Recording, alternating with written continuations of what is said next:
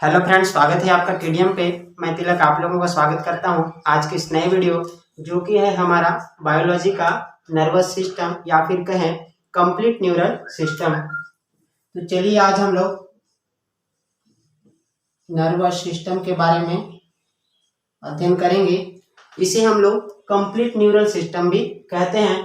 कहने का मतलब ये है कि आप सब जानते हैं कि हम पिछले वीडियो में भी मैंने बताया था कि साइंस में कहीं पर भी आप लोगों को अगर सिस्टम वर्ड्स दिखता है तो उसका अर्थ होता है, क्या होता है उसका अर्थ? Group of organ.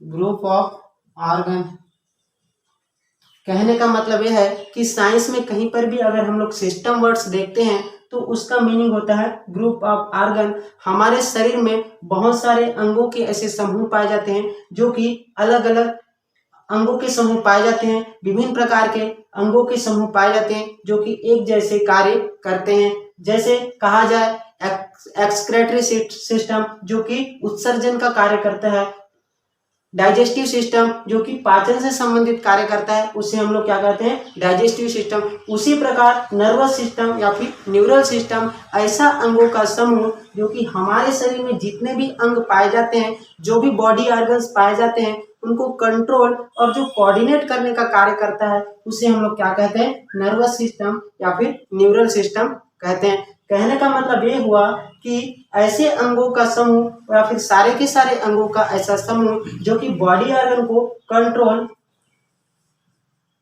Control and coordinate करने का कार्य करता है, उसे हम लोग क्या कहते हैं? नर्वस सिस्टम या फिर न्यूरल सिस्टम कहते हैं। तो जो नर्वस सिस्टम या फिर न्यूरल सिस्टम होता है वह 3 पार्ट में डिवाइडेड होता है। तो चलिए इसे हम लोग देखते हैं कि जो न्यूरल सिस्टम होता है डिवाइडेड बाय 3 पार्ट। कितने पार्ट में डिवाइड होता है? 3 पार्ट में डिवाइडेड होता है। जो हमारा ह्यूमन न्यूरल सिस्टम होता है वह 3 पार्ट्स में डिवाइडेड होता है। पहला जो इसका पार्ट्स है दोस्तों, पहला है सेंट्रल नर्वस सिस्टम।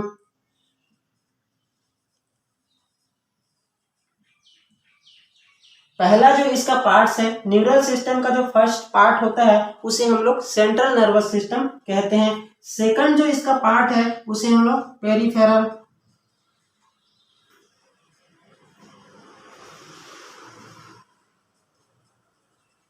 जो ह्यूमन न्यूरल सिस्टम का सेकंड पार्ट होता है उसे हम लोग पेरिफेरल नर्वस सिस्टम कहते हैं।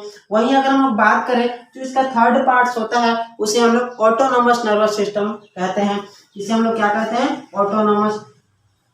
ऑटोनोमस सिस्टम कहते हैं। तो हम लोगों ने देखा कि नर्वस सिस्टम जो होता है, जो ग्रुप ऑफ ऑर्गन अर्थात अंगों का ऐसा समूह जो कि बॉडी ऑर्गन्स को कंट्रोल या फिर कोऑर्डिनेट करने का कार्य करता है, उसे हम लोग नर्वस सिस्टम या फिर न्यूरल सिस्टम कहते हैं। यही न्यूरल सिस्टम जो है डिवाइडेड बाय 3 पार्ट अर्थात 3 भाग में बटा होता है। पहला जो भाग होता है उसे हम लोग सेंट्रल नर्वस सिस्टम कहते हैं। वही दूसरा जो भाग होता है उसे हम लोग क्या कहते हैं? Peripheral nervous system. और तीसरा जो पार्ट्स होता है उसे हम लोग ऑटोनोमस नर्वस सिस्टम कहते हैं। अगर इसे हिंदी में कहें तो उसे केंद्रीय तंत्रिका तंत्र कहते हैं। केंद्रीय तंत्रिका तंत्र कहते हैं। इसे अगर कहें तो इसे हम लोग क्या कहते हैं? परिधीय तंत्रिका तंत्र। और ऑटोनोमस से तात्पर्य है इसे हम लोग स्वायत्त तंत्रिका तंत्र भी कहते हैं। स्वायत्त तंत्रिका तंत्र। इस प्रकार आप लोगों को समझ में आ गया होगा कि जो ह्यूमन न्यूरल सिस्टम होता है वह 3 पार्ट्स में डिवाइडेड होता है। इसका पहला पार्ट्स होता है सेंट्रल नर्वस सिस्टम तथा दूसरा पार्ट्स होता है पेरिफेरल नर्वस सिस्टम और तीसरा जो इसका पार्ट्स होता है उसे हम लोग ऑटोनोमस नर्वस सिस्टम या फिर ऑटोनोमस न्यूरल सिस्टम कहते हैं। तो हम देखा कि जो 3 पार्ट्स में डिवाइड होता है उसका जो पहला पार्ट्स है सेंट्रल नर्वस सिस्टम होता है। और ये जो सेंट्रल नर्वस सिस्टम से जो है 2 ऑर्गन्स जुड़े रहते हैं। इसके अंतर्गत कितने ऑर्गन जुड़े रहते हैं? इसके अंतर्गत 2 ऑर्गन्स जुड़े रहते हैं। पहला जो ऑर्गन होता है उसे हम लोग क्या कहते हैं? ब्रेन कहते हैं।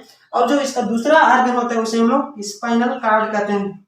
स्पाइनल कार्ड कहते हैं। ब्रेन से तात्पर्य है मस्तिष्क और स्पाइनल कार्ड से तात्पर्य है मेरुरज्जु। इस प्रकार हम लोगों ने देखा कि जो ह्यूमन न्यूरल सिस्टम का जो पहला पार्ट्स होता है जिसे हम लोग सेंट्रल नर्वस सिस्टम कहते हैं, वो 2 ऑर्गन से मिलकर बना होता है। पहला इसका आर्गन है ब्रेन तथा दूसरा इसका आर्गन कौन सा है, स्पाइनल कार्ड। अगर एग्जाम में पूछता है कि स्पाइनल कार्ड और ब्रेन जो है मिलकर कौन से नर्वस सिस्टम का भाग बनाते हैं, तो क्या बोलोगे आप लोग, सेंट्रल नर्वस सिस्टम, जो कि न्यूरल सिस्टम का एक पार्ट है। सेंट्रल नर्वस सिस्टम जिसके अंतर्गत दो आर्गन्स जुड़े रहते हैं। पहला जो आर्गन है वो कौन सा है, ब्रेन है, और दूसरा जो आर्गन है हमारा स्पाइनल कार्ड है।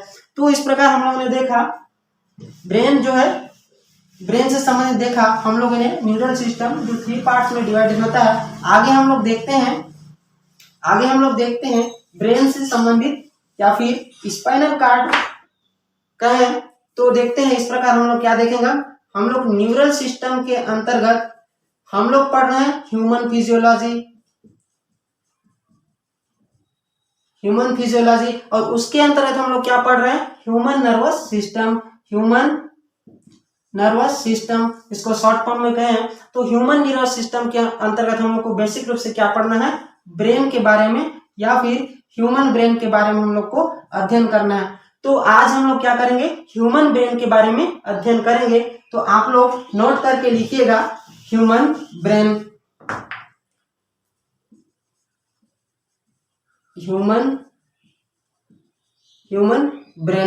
तो न्यूरल ब्रेन के अंतर्गत साइंस की वह शाखा जिसके अंतर्गत हम लोग ह्यूमन ब्रेन का अध्ययन करते हैं उसे हम लोग क्या कहते हैं, न्यूरोलॉजी।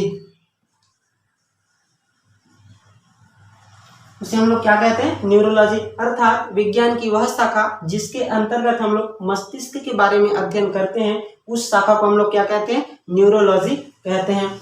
अगर हम लोग बात करें जो नर्वस सिस्टम से संबंधित जो भी रोग होते हैं या फिर उनसे संबंधित जो भी स्पेशलिस्ट होते हैं उसे हम लोग क्या कहते हैं, न्यूरोलॉजिस्ट। उसे हम लोग न्यूरोलॉजिस्ट कहते हैं। इस प्रकार हम लोग ने देखा कि जो ब्रेन के अध्ययन की जो शाखा होती है विज्ञान की उसे हम लोग न्यूरोलॉजी कहते हैं, तथा ब्रेन से संबंधित या फिर नर्वस सिस्टम से संबंधित जो भी स्पेशलिस्ट होते हैं उसे हम लोग क्या कहते हैं, न्यूरोलॉजिस्ट कहते हैं। तो इस प्रकार हम लोगों ने देखा।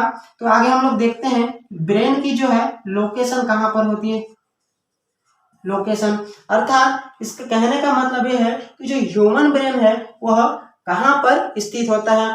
तो ह्यूमन ब्रेन जो है कहाँ पर होता है दोस्तों, इस प्रकार हम लोग देखते हैं। ये क्या है, क्रेनियम है, और क्रेनियम के अंदर ही क्या होता है, ब्रेन होता है। तो कहें तो ब्रेन की लोकेशन की अगर हम लोग बात करें तो ब्रेन जो है कहाँ पाया जाता है, ब्रेन जो है बेलोक्रेनियम, अर्थात क्रेनियम से तात्पर्य है कपाल, बेलो से तात्पर्य क्या होता है, नीचे। तो कहने का तात्पर्य है कि जो कपाल अस्थि होती है, कपाल अस्थि के नीचे जो है हमारा ब्रेन स्थित होता है। तो जो कपाल अस्थि होता है उसके नीचे क्या होता है, हमारा ब्रेन स्थित होता है। तो जो क्रेनियम जो होता है दोस्तों वो क्या होता है, हार्डेस्ट पार्ट होता है, या फिर कहें तो कठोर भाग होता है। ये क्या होता है, कठोर भाग होता है। और इसके कठोर होने का कारण यही है कि ये जो है किससे मिलकर बना होता है, बोन से मिलकर बना होता है। और आप जानते हैं कि बोन जो है कैल्शियम कार्बोनेट और कैल्शियम फॉस्फेट से मिलकर बना होता है, इसीलिए बोन जो है क्या होता है, कठोर भाग होता है। और जो है क्रेनियम जो है इसीलिए कठोर होता है, और इसी क्रेनियम के नीचे जो है हमारा ब्रेन स्थित होता है। तो आप लोग को समझ में आ गया होगा कि जो ब्रेन की जो लोकेशन होती है वो कपाल अस्थि के नीचे हमारा क्या होता है, ब्रेन पाया जाता है।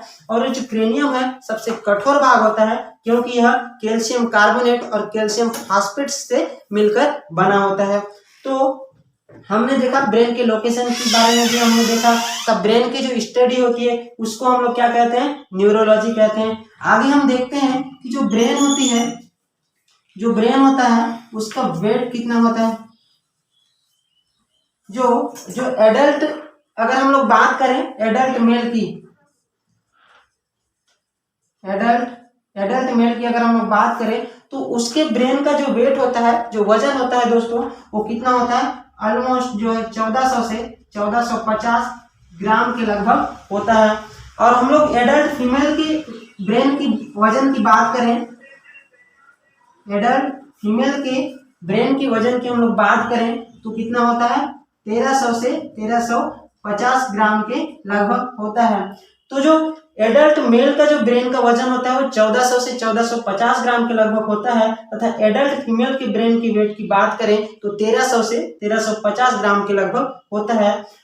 तो इसका मतलब ये हुआ कि जो लड़कियों का जो ब्रेन का वजन होता है लड़कों के ब्रेन के वजन से क्या होता है, कम होता है। इसका मतलब ये नहीं होता कि लड़कियों का दिमाग जो है लड़कों के दिमाग से कम होता है, ऐसा नहीं है, बल्कि लड़कियों के दिमाग का वजन जो है लड़कों के दिमाग के वजन से कम होता है। इसका मतलब ये नहीं हुआ कि लड़कियों का दिमाग कम होता है, बल्कि लड़कियों का दिमाग ज्यादा होता है तथा लड़कियां भी इंटेलिजेंट होती है। इस प्रकार हम लोगों ने देखा ब्रेन की वेट को देखा, तथा ब्रेन के लोकेशन के बारे में हमने देखा, तथा ब्रेन का जो स्टडी होता है उसको हम लोग क्या कहते हैं, न्यूरोलॉजी कहते हैं। इसे भी हम लोगों ने देखा। आगे मैं आप लोगों को कुछ ब्रेन से संबंधित क्या बताऊंगा, फैक्ट बताऊंगा। उससे पहले हम लोग एडल्ट मेल और एडल्ट फीमेल के बारे में तो हमने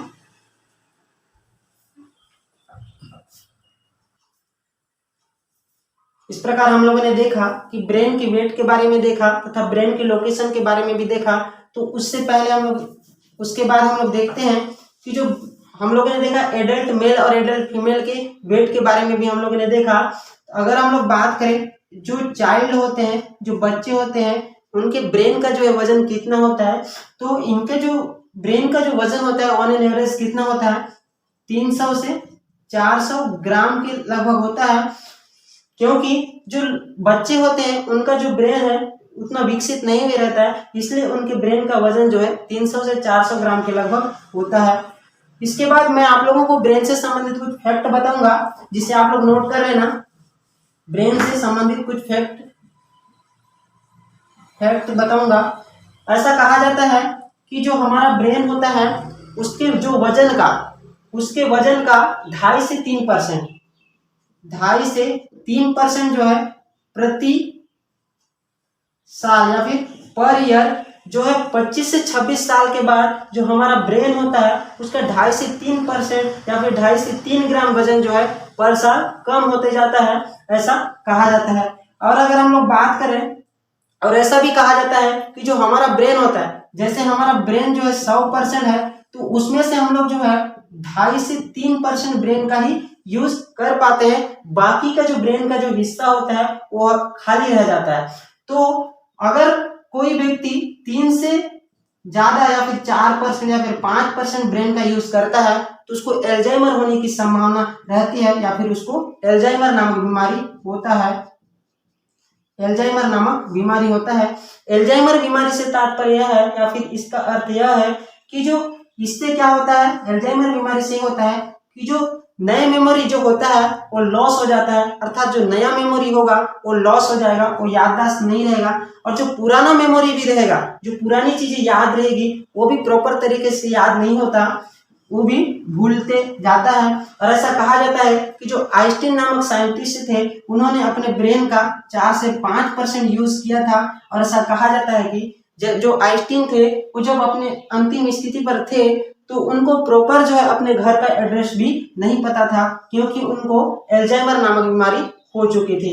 तो हमने देखा कि जो हमारा ब्रेन होता है उसका हम लोग कितना 2.5 से 3% ही यूज कर पाते हैं, 2.5 से 3% ही हम लोग ब्रेन का यूज कर पाते हैं। आगे हम देखते हैं कि जो ब्रेन होता है वो ब्रेन क्या होता है, जैसे हम लोगों की मृत्यु हो जाती है, नॉर्मल मृत्यु हो जाती है, और ब्रेन जो है ब्रेन में किसी भी प्रकार का बीमारी नहीं रहता है, तो अगर उस समय हमारी मृत्यु हो जाती है तो ऐसा कहा जाता है कि मृत्यु के 7 से 8 मिनट तक जो है ब्रेन क्या रहता है, एक्टिव रहता है। तो हम लोगों ने देखा ब्रेन जो है 7 से 8 मिनट तक भी, डेथ के 7 से 8 मिनट तक भी ब्रेन जो है एक्टिव रहता है। तो आगे हम लोग क्या देखते हैं, एक आता है इसी में बायोलॉजिकल डेथ।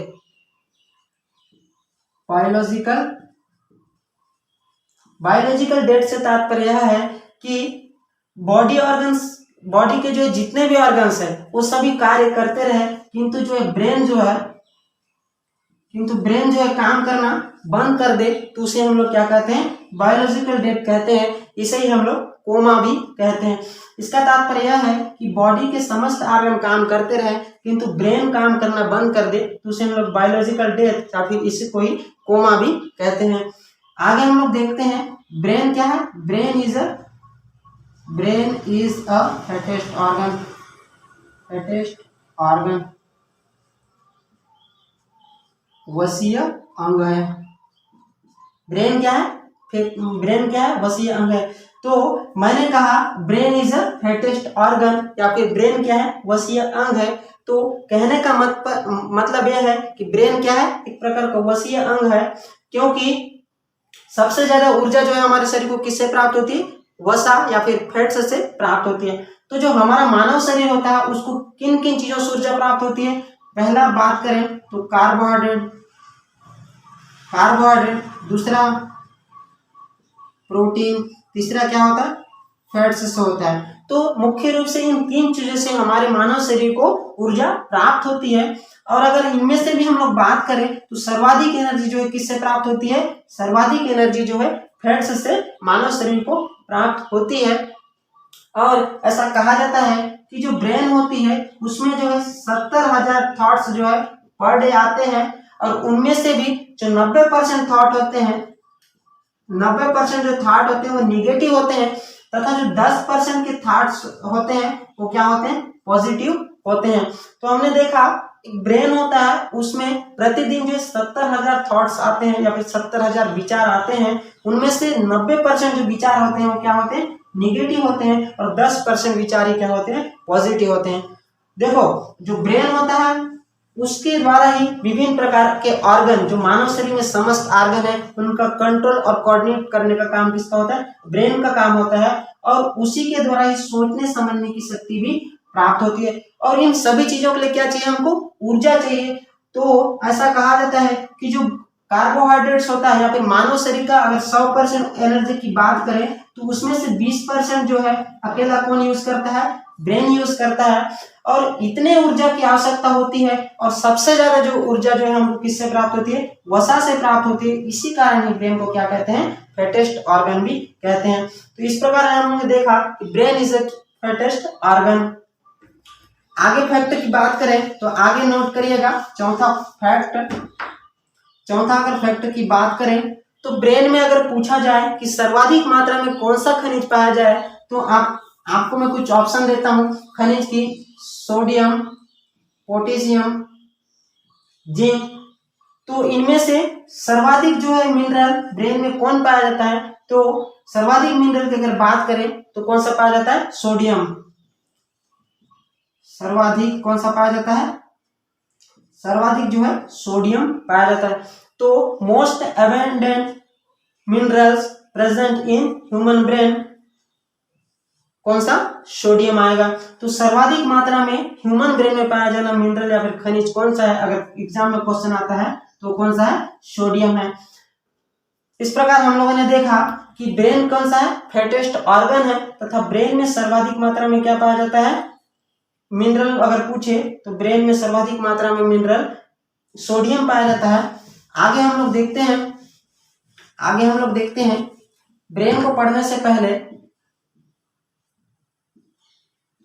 ब्रेन को पढ़ने से पूछे तो ब्रेन क्या है? अगर कोई पूछेगा ब्रेन क्या है तो आप क्या जवाब देंगे? तो ब्रेन क्या है? एक प्रकार का क्या है? ऑर्गन है, ऑर्गन है। और आप सभी जानते हैं कि कोई भी ऑर्गन की बेसिक यूनिट क्या होती है? सेल होती है। क्या होती है? सेल्स होती है। अगर कोई पूछेगा कि ब्रेन क्या है, तो ब्रेन इज अ ऑर्गन। और ऑर्गन की जो बेसिक यूनिट क्या होती है? सेल्स होती है। ये क्या होती है? जो किसी भी ऑर्गन की बेसिक जो यूनिट होती है उसे हम लोग क्या कहते हैं? सेल्स कहते हैं। और अर्थात अगर पूछे ब्रेन की ऐसी कौन सी यूनिट है जिससे कि मिलकर ब्रेन बना होता है, तो अगर पूछेगा तो क्या होता है? न्यूरॉन। न्यूरॉन। तो अगर पूछे कि न्यूरॉन क्या है? Neuron is a basic unit of brain. Neuron is a basic unit of brain. और ऐसा कहा जाता है कि ऑलमोस्ट जो है 100 मिलियंस न्यूरॉन जो है ह्यूमन ब्रेन में पाए जाते हैं। न्यूरॉन क्या है अगर पूछेगा तो न्यूरॉन जो है बेसिक यूनिट ऑफ ब्रेन। और यही पूछे कि एक ब्रेन में जो है ऑलमोस्ट 100 मिलियन से भी अधिक क्या पाए जाते हैं? न्यूरॉन पाए जाते हैं। और वहीं अगर न्यूरॉन से संबंधित कुछ फैक्ट मैं बताऊं तो न्यूरॉन क्या होता है? Neuron is the longest cell of human body. सबसे जो है लंबी कोशिका, मानव शरीर की सबसे लंबी कोशिका अगर कोई पूछे तो क्या होता है, न्यूरॉन होता है। ये क्या होता है, सबसे लंबी कोशिका, सबसे लंबी कोशिका कौन सा है, न्यूरॉन है। Neuron is the smallest unit of brain. अगर ब्रेन की सबसे छोटी इकाई पूछे तो क्या है, न्यूरॉन है। अगर मानव शरीर की सबसे लंबी कोशिका पूछे तो भी न्यूरॉन है। तो इसमें देखो शब्दों का ही खेल है। अगर पूछे बेसिक यूनिट या फिर स्मॉलेस्ट यूनिट ऑफ ब्रेन पूछे तो भी न्यूरॉन आएगा, और longest cell of human body पूछे तो भी क्या आएगा, न्यूरॉन आएगा।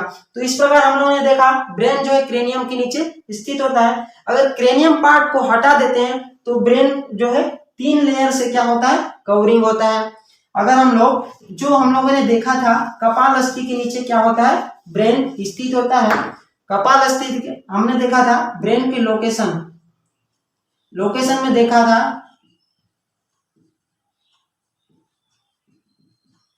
कपाल अस्थि के नीचे।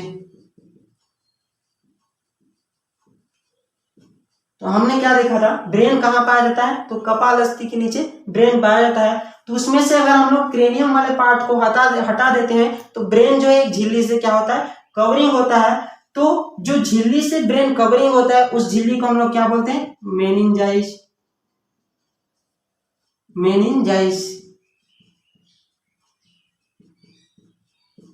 ब्रेन जो है जिस झिल्ली के माध्यम से कवरिंग होता है उसे हम लोग क्या कहते हैं, मेनिंजाइस कहते हैं। और जो है यह एक ही प्रकार की झिल्ली से नहीं होता, इसमें 3 लेयर्स पाए जाते हैं।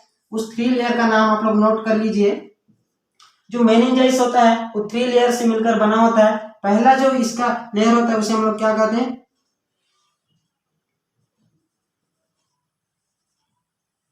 पहला जो लेयर होता है उसे हम लोग पायामीटर कहते हैं। और दूसरा जो लेयर होता है उसे हम लोग क्या कहते हैं, ऑर्केनाइट। तथा तीसरा जो लेयर होता है इसे हम लोग क्या कहते हैं, ड्यूरामीटर कहते हैं। तो इस प्रकार हम लोगों ने देखा कि ब्रेन जो है जिस झिल्ली के माध्यम से कवरिंग होता है उसे हम लोग मेनिंजाइस कहते हैं। और वो मेनिंजाइस 3 लेयर्स से मिलकर बना होता है। इसका जो पहला लेयर्स होता है उसे पायामीटर कहते हैं, तथा दूसरा लेयर इसे हम लोग क्या कहते हैं, ऑर्गेनाइड्स। तथा इसका जो तीसरा लेयर होता है उसे हम लोग क्या कहते हैं, ड्यूरामीटर कहते हैं। जो ड्यूरामीटर होता है ये क्या होता है, आउटर लेयर, सॉरी जो ऑर्गेनाइड्स होता है वो कौन सा होता है, मिडिल लेयर। जो आर्केनाइड्स होता है वो कौन सा होता है, मिडिल लेयर होता है। और जो ड्यूरामीटर होता है वो कौन सा होता है, आउटर लेयर होता है। और जो हमारा पायामीटर होता है वह कौन सा लेयर होता है, इनर लेयर होता है। इस प्रकार हम लोगों ने देखा कि ब्रेन जो है बेलोक्रेनियम के नीचे स्थित होता है। तथा अगर हम लोग क्रेनियम वाले पार्ट्स को हटा देते हैं तो हमको एक झिल्ली दिखाई देती है जो कि ब्रेन को कवरिंग करने का काम करती है। इसका काम क्या होता है, प्रोटेक्शन ऑफ, अर्थात मस्तिष्क की सुरक्षा करने का कार्य किसका होता है, मेनिंजाइस। या मेनिंजाइस क्या होता है, मेनिंजाइस एक झिल्ली होती है जिसके माध्यम से क्या होता है, ब्रेन कवरिंग होता है। और यह 3 लेयर्स से मिलकर बना होता है। इसका जो पहला लेयर होता है उसको हम लोग क्या कहते हैं, पायामीटर कहते हैं। तथा इसका दूसरा लेयर जिसे हम लोग मिडिल लेयर भी कहते हैं उसे हम लोग आर्केनाइड्स कहते हैं। तथा मेनिंजाइस का जो आउटर लेयर होता है वो क्या कहलाता है, ड्यूरामीटर कहलाता है। और इसी मेनिंजाइस में अगर कोई वायरस इन्फेक्शन होता है या फिर बैक्टीरियल इन्फेक्शन होता है तो इसमें क्या होता है, मेनिंजाइस में एक रोग होता है जिसे क्या कहते हैं, मेनिंजाइटिस भी कहते हैं। अगर इसमें कोई इन्फेक्शन होता है, अगर कोई इसमें मेनिंजाइस में कोई वायरल इन्फेक्शन या फिर बैक्टीरियल इन्फेक्शन होता है तो इसमें क्या होता है, एक रोग होता है जिसे हम लोग क्या कहते हैं, मेनिंजाइटिस रोग भी कहते हैं। तो इस प्रकार हम लोगों ने आज देखा कि ब्रेन क्या होता है तथा ब्रेन की लोकेशन क्या होती है, ब्रेन की वेट क्या होती है, तब ये मेनिंजाइस क्या है तथा मेनिंजाइस कितने लेयर्स से मिलकर बना होता है। ये सारी चीजों के बारे में हम लोगों ने आज के वीडियो में देखा। तो आज के वीडियो में इतना ही, मिलते हैं अगली क्लास में। Thank you.